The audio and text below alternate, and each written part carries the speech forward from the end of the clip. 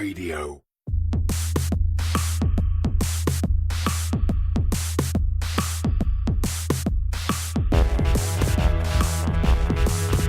Hello and welcome to Cryptocurrent, the only podcast to bring you beginner and advanced knowledge of cryptocurrency and blockchain, analyses of cryptocurrency markets, and discussions on growing a business within the crypto space. Stay tuned and stay cryptocurrent.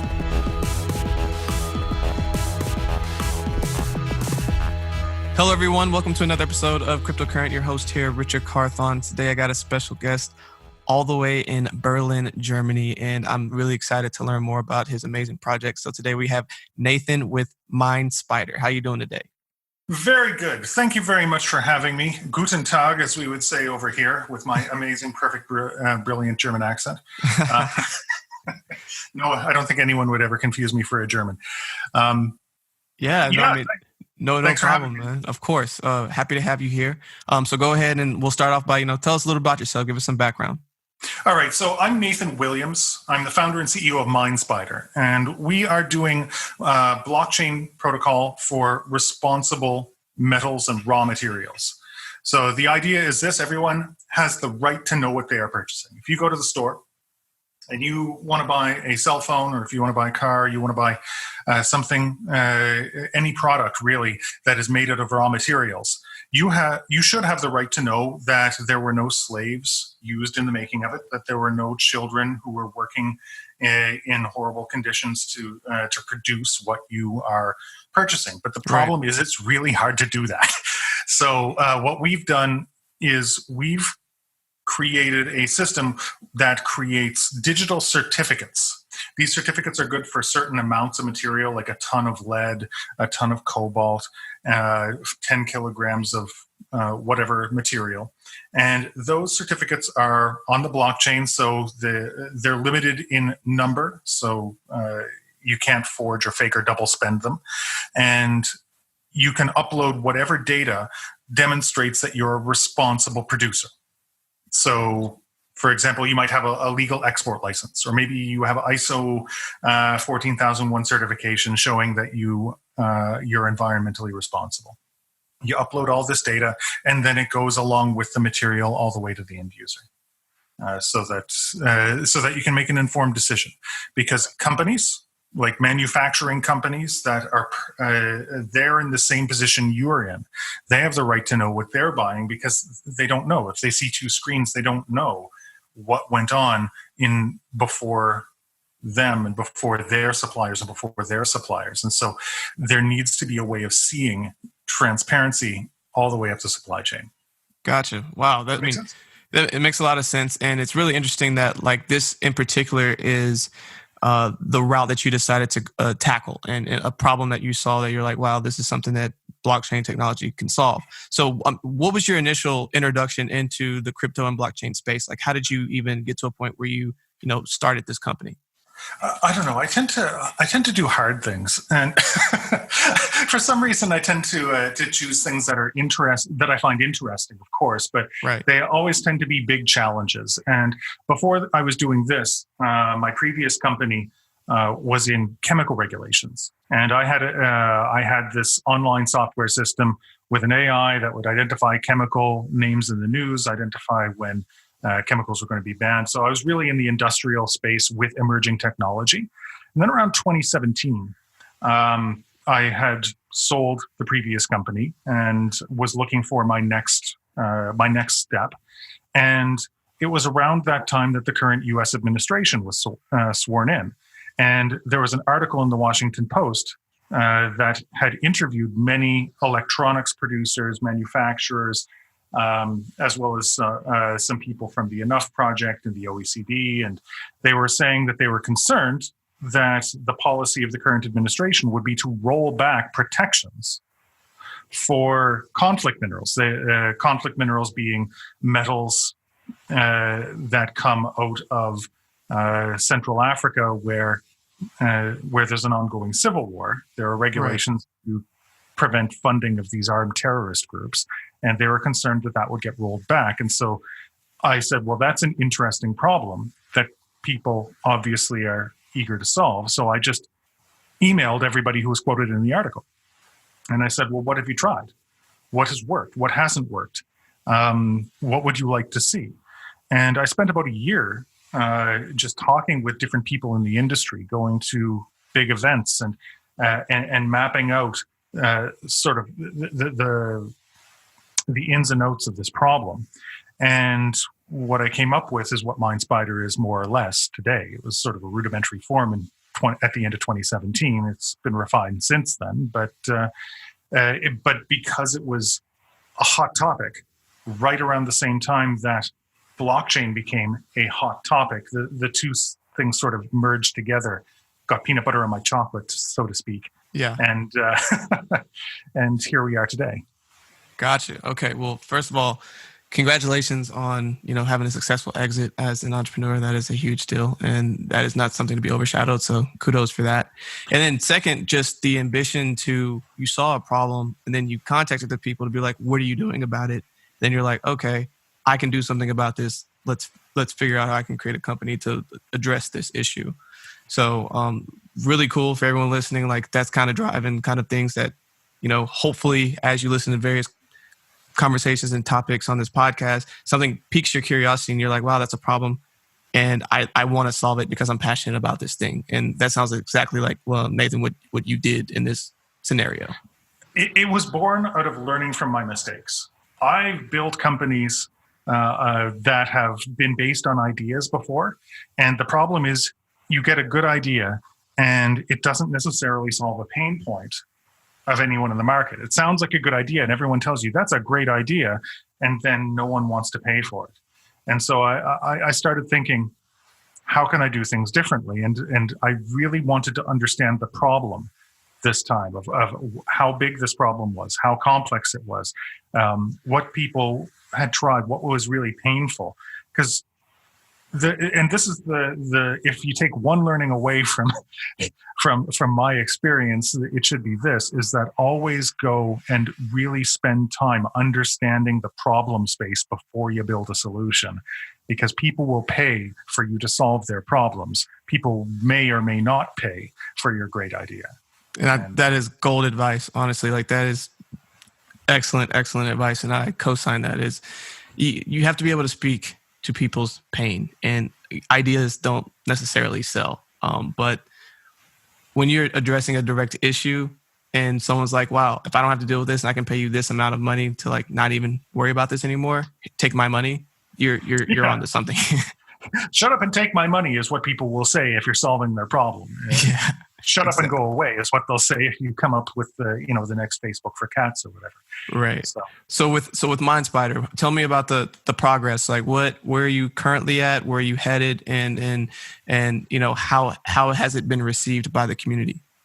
Well, right now we are approaching the end of 2019 as of this recording, and so it's almost 3 years in since that first Washington Post article, and we've got 10 people now, so it's going okay. We've raised a bit of money from a couple of angel rounds, and we just got word, and we just announced yesterday that we've received or have been selected for a European Commission grant. So congratulations. Thank you. That will really help us going forward. We had the idea originally to do an ICO, and if you actually look on the website, the white paper is still there that details the use of the token. We have actually moved away from that concept because we realized early on, just testing it with companies, that companies didn't want to hold cryptocurrency. And so we started thinking of what would companies be incentivized by. And so we've sort of retooled our concept. And the ICO didn't work. So we had with the new concept, and so basically we've moved into more of a traditional funding mechanism where we've been selling equity, and then we've had to go with grants. So this news is actually a real breath of fresh air for us, because it also means the European Union is supporting the development of this. And absolutely, which is exciting, because I also heard that isn't Germany leading the way with institutional trading of cryptocurrencies? Like, they're trying to leave a really good they're trying to open up the gates basically for the space, which is pretty exciting. I think that is very true, and it is exciting, but I think they're a little late to the party. I mean, Gotcha. Malta got in there a little earlier, and so did Liechtenstein, Gibraltar, and then, of course, Switzerland was crypto central for a long time.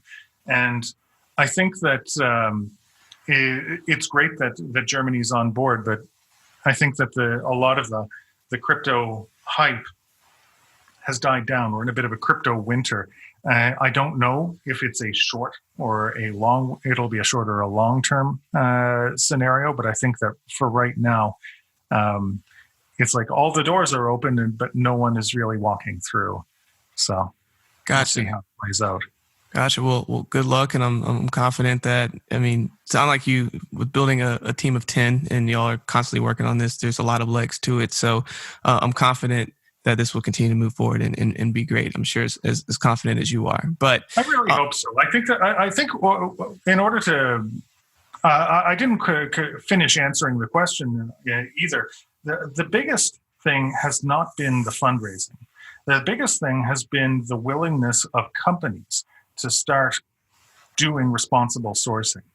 And I'll tell you, like, one of the most common questions I get asked is, do companies really want to know what's going on in their supply chain? And the answer is yes. Like most of the companies we work with have come to us. So our biggest and probably most well-known client that gets talked about a lot is we're working with Volkswagen.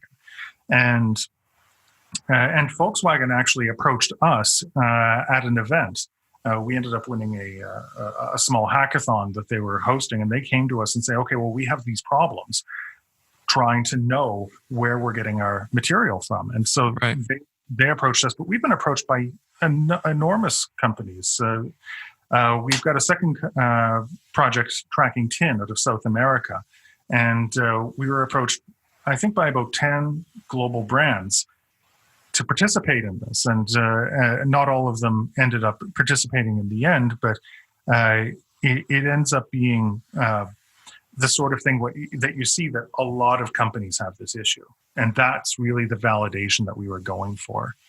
Right, and that's absolutely amazing. I mean, working with a brand like that and having a lot of other large names come to you, and it goes back to where you started, and you said you saw a pain point, you addressed it, and now, as everyone's trying to catch up and start addressing these things, you have basically set the foundation of here's how you can address this issue. So kudos to you for getting it off the ground, getting it where it's going. I'm excited for its trajectory and what's to come. One of the next things I kind of want to ask you about, though, you've been in the space for 3 years and you have seen a ton of crypto and blockchain projects from the various events and conferences that you've been to.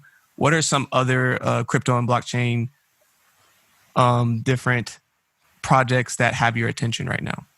Oh, that's interesting. So backstory here is that when I started with blockchain and with Minespider, I was not yet an expert. I knew of blockchain, but I wanted to become that expert. And so I actually started a podcast back in 2017 with the goal of having it be a sort of a vector for meeting as many projects as I could. And I did. I ran this podcast doing 2 interviews per week for almost 2 years. And I met a lot of really interesting companies out there. Now, what I don't know is how many of them are still in business, but I found a lot of really interesting approaches. So some of them are stable coins. You know, a lot of them are things such as payment solutions and stable coins. But I do think that stable coins are a really interesting market and application of blockchain, and it hasn't really there hasn't emerged a clear winner yet in that. I mean, I've talked to a few people trying different ones. There's obviously there's ones like Tether where you have sort of the single point of failure version where people just give money into a bank account and then they issue cryptocurrency, and that's fine. But what I find interesting are the ones that are dynamic. So there was one called Synthetics, which which they create and delete cryptocurrency at the same time. It's a similar concept to MakerDAO, I think, and a similar one to, I think, Universal Protocol is also in a similar bent, and they all have slightly different approaches. But I find those ones to be interesting applications. But for the really interesting applications of blockchain, I always ask, what are the projects that are doing the most with decentralization, that are doing the most with incentive building, and that are doing the most with trustlessness.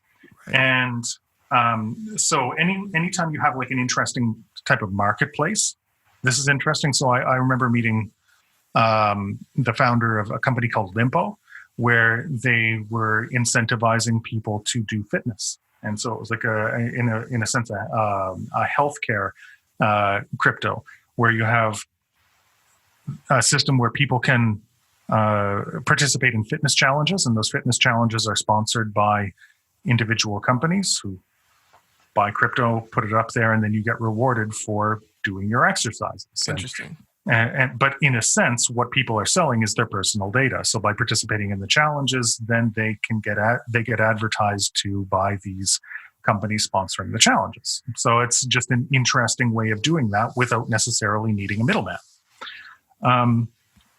Other ones include, let's see, I talked to a company called Jolt a while ago. That was pretty cool. I believe they were doing decentralized sports, I want to say, sports media. And I don't know, decentralized advertising is an interesting one. One of my good friends has a new project called Gust, which is decentralized recruitment. So basically removing the middleman from recruiting. Imagine you get paid for doing a job search instead of a recruiter getting thousands of dollars for doing the matchmaking. Okay. And then there's another friend of mine who runs a company called Arweave, which is super interesting, very, very technical, but basically Amazon Web Services or for the blockchain. So imagine having a completely decentralized data storage. Wow. Yeah, so that's pretty cool. I think they're probably one of the more successful ones I know. They're based here in Berlin, and they raised something like $8 million, something to that effect. Yeah, they did quite well in 2018 and are fairly well known. That's awesome. Well, thank you for giving us a ton of different projects to go look into, and really cool that with your podcast as well, while you're doing it, it was to one, network and meet a lot of cool people working in the industry, but then also to educating yourself along the process. And one of the things that I've really made a point of in this podcast is something similar, where I am trying to get amazing people like yourself, one, so that I can bridge the gap between people who know nothing about crypto and blockchain with thought leaders in the space, but then also trying to have different insertion points to pique curiosity, because I really believe curiosity is what leads people to want to get more education and to do more. And so I really think that you have a lot of those same principles and like why you originally went into that to learn about these different projects. And then you can also elevate them and collaborate them as well as they go along their crypto journey. So I think that's really awesome. Absolutely. And honestly, Richard, we live in the future where it doesn't take a radio studio and thousands of dollars and a broadcast license to start your own show anymore. You just need a $20 microphone and a computer, and you're good to go. And so there's really no excuse anymore for not being your own content creator. If you have something to say, you just go online and say it. And it's just a wonderful era that we're living in for this sort of thing. Absolutely. And for anyone who is interested in doing it for themselves, highly recommend looking into like how you can start. But another quick question I have for you, Nathan, is what are some things in the crypto and blockchain horizon over the next year or two that you think, one, that you're going to be paying attention to, but you also think that other people should have on the back of their mind? I don't know. It's funny because I find crypto to be one of this double-edged sword, really interesting spaces that has a bunch of pros and a bunch of cons. Now, I've always been a fan of decentralization. And crypto is a way of doing that. And the idea is a power shift. We're bringing power back to the people, right? Crypto started with Bitcoin as a way of saying, well, why does the central bank get to regulate how value is created or the money supply? Why can't we all keep our own records? Right. And I'm not a Bitcoin maximalist by any stretch of the imagination, but I love the spirit of that. I love the spirit of how can we reimagine existing systems to benefit as many people as possible and to distribute this type of power. And I think that what happened in 2017, looking backwards first, is that people were excited by this, but everyone was most excited about the ability to make money. And I think that on one hand, that was very legitimate. Because with most, your average investor, your average person, they don't have the means to be able to invest in higher risk but higher potential reward startups, right? You have to be an accredited investor in the most part. And this really brought that ability back to the average individual. The problem, of course, is that also led to this wave of nothing projects that ended up losing a lot of value. But I think that there's still this nugget of gold in there, in that why can't interesting and really, really innovative projects build their own communities and make their own rules by how they operate? And in a sense, they print their own money. But I think that there's a certain value in that decentralization that needs to come back. But it's going to come back again, but probably not in the way that it did before. I think we saw a once in a lifetime thing of people just getting really hyped into this bubble market. And when it comes back around, it's going to be more responsible, maybe more mature. And because we're going to have learned so much as a community. So we're already seeing people try and do things like IEOs. Instead of the ICO, where you end up having due diligence sort of built into the token sale already, by the fact that you've got an exchange willing to put their reputation there, so they already pre-vet the project. I think that this sort of maturity has to come into the space where there will be more trusted partners or trusted entities involved. It's not going to be the pure decentralization vision that was originally there. But I think that's okay, because the pure decentralization vision only works if everyone has equal access to knowledge. And for crypto to reach the masses, not everyone will have the same access to knowledge, or because it's complex stuff to understand. And so I think that the average mom and pop investor will need more vetted projects, maybe more regulatory frameworks. And we're going to see sort of a happy balance come between them. There will always be the pure decentralized radical projects out there, and we'll never get rid of them. But I think for blockchain to really infiltrate the masses and to bring value to as many people as possible, we're going to need people that are setting a new set of standards and rules for how these projects go. I think that's an extremely interesting take, and I think there's a lot of truth to what you're saying. For mass adoption to happen, there needs to be some more centralized things. For right now, with everything being decentralized and just like, as you said, the knowledge and the way that you'd be able to use a lot of these cryptocurrencies in the first place, it's not very user friendly. It's not very intuitive. It is a whole process to truly understand, like, how do I give and receive money? But when you get to a point you can open an app and you can do things without really having to figure stuff out, there's probably going to be some centralized protocols to make that happen. So even though it's quote unquote decentralized, there's still going to be some centralization in it to make the use case that simple. And if you think about it, the only truly decentralized project out there was Bitcoin. You know, every other project, the face is behind it. And there had to be a level of anonymity for Bitcoin to even work. And Bitcoin was groundbreaking, absolutely still is the flagship product, but it's also fairly simple. And when you get into more complex projects, such as supply chain, or such as licensing, or such as distributed marketplaces, you need to have faces on that.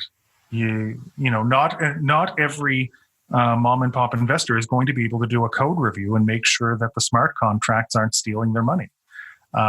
So you need these trusted entities to do code reviews. You need these sort of trusted parties, and people want to trust.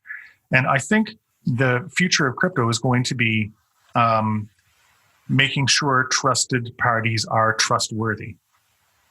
It's adding a layer of verification and a layer of accountability to different companies, so that they can't just do whatever they want and we have to take their word for it.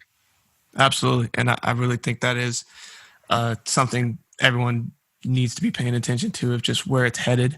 That layer of trust and of security. Because when you think about being secure, you think trust. And crypto is working to get there. Obviously, it's not there yet, but that's why even looking at like blockchain protocols, why there's such transparency. Like it's just, there's a lot of trust that's just within the protocol itself for it to work.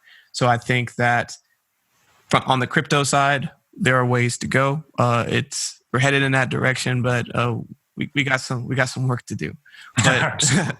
But Nathan, I really do appreciate your time. I thank you for being with us. But what is a final thought that you want to leave with our listeners today? I think that the overarching message of blockchain and cryptocurrency since the beginning remains the same. We have a right to have knowledge about our transactions. We have a right to keep control of our own data. We have a right to a certain amount of self-sovereignty. And I believe that blockchain is going to be the future for that. And in my project, like everyone else's in this space, it's important that we as individuals and as consumers demand the rights that we should be entitled to, such as the right to know where our materials come from. That's it. Absolutely. Well, again, Nathan, thank you for spending time with us, dropping a ton of great knowledge with us. What are some different ways that people can connect with you? So you can join the Minespider Telegram group. You can visit us at minespider.com and check out our white paper there. And Telegram is an easy way, or you can connect with me on LinkedIn. Perfect. And you can check out the Analysis in Chains podcast, analysisinchains.com. Awesome. Well, we'll make sure we have all of that in the show notes as well. But again, thank you so much for joining us. And for everybody listening, stay cryptocurrent. Hi, everyone. Thanks for listening to another episode of Cryptocurrent. For more information on this episode and all of our episodes, please visit us at www.crypto-current.co. Stay up to date with the latest news in cryptocurrency. You'll receive daily emails Monday through Friday that are personalized and curated content specific to you and your interest, powered by artificial intelligence. Are you an accredited investor looking to invest in cryptocurrency? Crescent City Capital can help. Go to crescentcitycapital.com for more information. If you're finding value in our content, please take 5 minutes to leave a 5-star review and a great comment. Also, please make sure to share this podcast with others. Hello, everyone. I hope you're enjoying the quality of this podcast. I can only thank my amazing producer, Andrew DeRitter, with DeRitter Productions, who has put this together. If you have any podcast, visual, or video needs, please go to DeRitterProductions.com. That's DERITTER Productions.com. This has been another episode of Cryptocurrent, bringing you one step closer to becoming a crypto and blockchain aficionado. We look forward to giving you the latest in crypto news and analyses next week. Stay cryptocurrent.